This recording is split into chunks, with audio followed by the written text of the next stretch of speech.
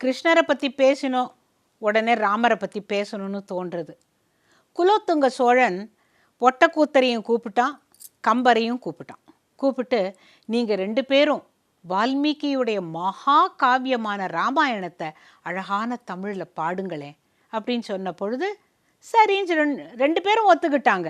ஒட்டக்கூத்தர் இதை ரொம்ப சீரியஸாக எடுத்துக்கிட்டு அவர் எழுதுறாரு. எல்லாத்தையும் எழுதி அவர் வச்சிருக்கிறாரு.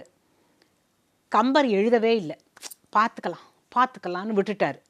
ஆனால் இதில் என்ன ஆச்சரியம்னா, ஒரு நாளைக்கு ராஜா கூப்பிட்டு நீங்கள் எவ்வளோ வரைக்கும் எழுதியிருக்கீங்க அப்படின்ன பொழுது இவங்க எல்லாரும் கடற்கரைக்கு வர வரைக்கும் நான் எழுதியிருக்கேன்னு ஒட்டக்கூத்தர் சொல்ல, கம்பரை நீங்கள் என்ன எழுதியிருக்கீங்க அப்படின்ன பொழுது நான் இந்த கடல்கான் காதை, அதாவது பாலம் கட்டுறத வரைக்கும் எழுதியிருக்கேன், அங்கேருந்து எழுதியிருக்கேன் அப்படின்ன பொழுது அதை கொஞ்சம் பிரசங்கம் பண்ணணுமே, எங்களுக்கு விளக்கி சொல்லணுமேன்னு ஒன்று கம்பர் எழுதாத ஒன்றை எழுதியது போல அங்கே சொல்லுகிறார்.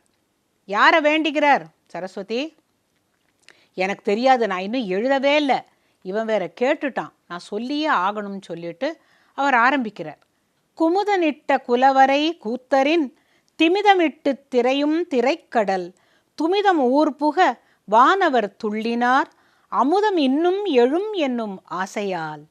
இந்த பாடலை சொன்ன உடனேவே ஒட்டக்கூத்தர் மூஞ்சி கொஞ்சம் அப்படி சுருங்கித்து.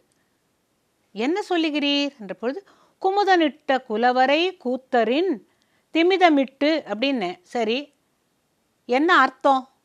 அதுக்கு அடுத்தாப்புல ஒரு வரி சொன்னீங்களே என்ன பொழுது, துமிதம் ஊர் புக வானவர் துள்ளினார் அப்படின்னு சொன்னேன். துமின்னா என்ன? அது ஒரு வார்த்தையே கிடையாதே, தமிழில் எங்கே அப்படி ஒரு வார்த்தை இருக்குன்னு ராஜா யோஜனை பண்ணுறான். ஓஹோ, அப்படி ஒரு வார்த்தையே இல்லையா, இவர் எப்படி அப்படி பாடினார் அப்படின்ன பொழுது கம்பர் சொல்கிறார், குமுதன்கிறவன் ஒரு வானரம் ஒரு கல்லை எடுத்து சாதாரணமாக அங்கே அணை கட்டுறதுக்கு நளன் அப்படின்னு ஒருத்தர் தான், அவன் பேர் நீலன்னு கூட சொல்லுவாங்க. அந்த நீலன் கையால் தொட்டு ராம்னு சொல்லி கொடுத்த உடனே அந்த கல்லை கடலில் போட்டால் மிதக்கும். இவன் என்ன பண்ணான், ஆசையில் இந்த ஒரு கல்லை எடுத்து அந்த குமுதன்கிறவன் டவால்னு தண்ணிக்குள்ளே போட்டான். அந்த கல் என்ன பண்ணித்தான், உள்ளே போய் இந்த கடல் நீரானது வானுலகத்தில் போய் பட்டதான். பட்ட பொழுது அங்கே இருந்த மக்கள் எல்லாரும், ஆஹா, அமுதம் திருப்பி கிடையிறாங்க போல இருக்கு, நமக்கு இன்னொரு தரம் அமுதம் கிடைக்கும்னு சந்தோஷப்பட்டாங்களாம். வானவர் துள்ளினார். எப்படி? துமிதம் ஊர் புக அப்படின்ன உடனே இருங்க, குமுதனிட்ட குலவரை சரி, அது அங்கே போச்சு, சரி, துமிதம் ஊர் புகன்னு சொன்னாக்க என்னால் அதை ஏற்றுக்க முடியாது. அரசே, உங்களுக்கு இந்த வார்த்தை தெரியுமான்னு உடனே குலோத்துங்க சோழன், நான் கேள்விப்பட்டது இல்லையே, சொல்லுவாங்களா அப்படின்ன பொழுது கம்பர் சொன்னார், இது உலக வழக்கு, செந்தமிழ் அல்ல, மக்கள் சாதாரணமாக பேசுறது அப்படின்ன பொழுது சரி, இன்றைக்கி சபை கலையலாம், நாளைக்கு எனக்கு இதுக்கு சரியான விளக்கம் வேணும் அப்படின்னு ஒட்டக்கூத்தர் சொன்ன உடனே ராஜாவும் சரின்னா.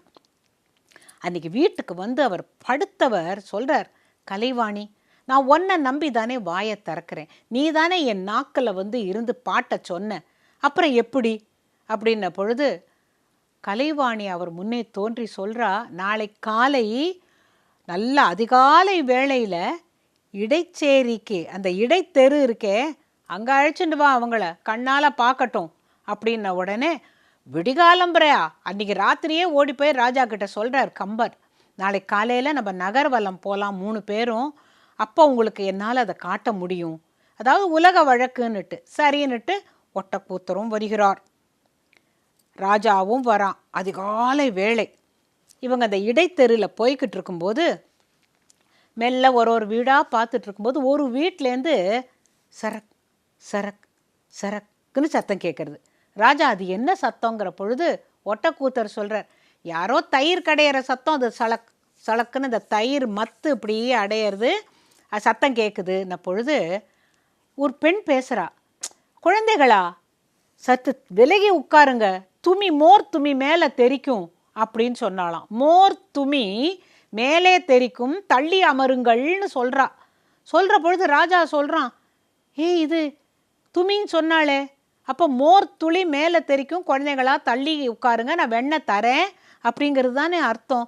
அப்போ அந்த வழக்கு இருக்கே அப்படின்னு குலோத்துங்க ராஜா தலையை ஆட்டிக்கிட்டான். கம்பர், தேவி உன்னோட கருணையே கருணைன்னு சொன்னபோது ஒட்டக்கூத்தர் சொன்னார், கம்பரே இதில் என்னமோ இருக்கிறது. இது யாருமே இல்லாத வீடு என்பது எனக்கு தெரியும். இப்போ யார் அந்த வீட்டுக்குள்ளே இருக்கான்னுட்டு அஷ்டாவதானம் வீரராகவ செட்டியாருங்கிறவர் இந்த சீனை ரொம்ப அழகாக வர்ணிச்சிருப்பார். எப்படி தெரியுமா? ஒட்டக்கூத்தர் இடையில் இருந்த சமுதாட்டை உருவிக்கொண்டு சென்றார் அப்படின்ன பொழுது இன்றைக்கி நாம் ஒரு புது வார்த்தை கற்றுக்க போகிறோம்.